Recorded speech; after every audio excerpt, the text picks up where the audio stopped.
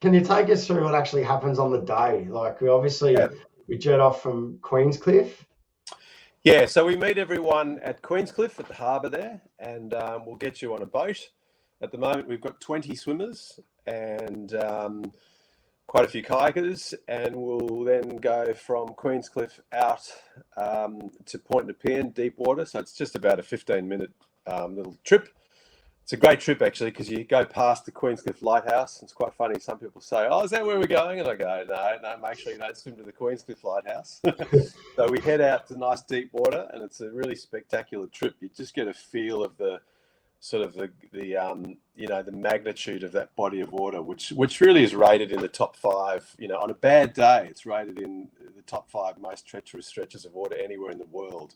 Obviously, we don't go out on those days. Like, So we know the limits, but yeah, you jump on the boat, you head out there, and you basically then just assess the last minute checks. I talk to shipping. We've got a gap now from shipping, which is huge actually. It just makes the project a little easier to run. So we chat to them.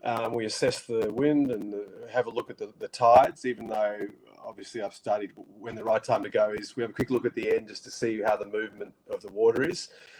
And then get the kayakers on. So the kayakers hop on the water first. And they're good actually because they can give me a little bit of last minute information about the way the water's flowing. And then once they're in position, bang, in you guys jump. Swim straight to your kayakers. So g'day. Not much time for too much of a chat. Obviously there's no kind of really getting used to the water because you guys are just going to hop in straight off the boat and give yourself, like a minute just to kind of get ready and get your breathing under control, and then away you go. And so then the job of the kayakers is to guide you. And, by the time you guys start, I'll have a pretty good idea of what your speed is. And I'm going to try and make sure that there's a good plan with the kayakers about the best course. Because we've actually got a strong tide that day. So the combination of your swimming speed and the tide is what we need to work with to give you the best course. yeah.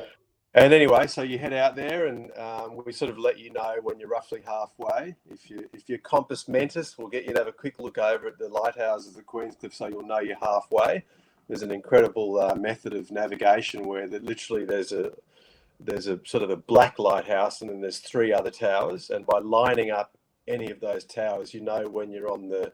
If you think of the shipping lane as a highway, you know when you're on the edge of the highway, you know when you're in the middle of the highway, and you know when you're on the other edge about to exit. And that's always been crucial for us with shipping. As I said, now we've got a gap. They're stopping them for us. It makes it a lot easier. But anyway, that's sort of the halfway point.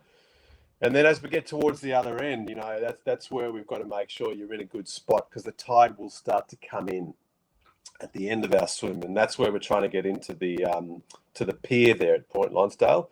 So hopefully we've given you a good line to get into the pier. And then it's it's an exciting part when you guys see the pier and the lighthouse and you realise you were not far away, but it can still be a battle. You can think you're like 300 or 400 or 500 meters away, and that can still take a little while to get in at the end. And then the last part is just making sure you stumble up over those rocks. It's pretty rocky there at the end, and make sure we get you in safely. Just another challenge. And get you warm and get you recovered. So yeah, it's quite a process. And as you know, we did a bit of a visualization to kind of get that in your head of what's going to happen. Because I think even for experienced swimmers, when you hop on that boat and you go out, you just feel, that open body of water. It can be quite intimidating. Yeah. So that's the process. And we have a second day. So if the weather's terrible, we'll have another day to have a go.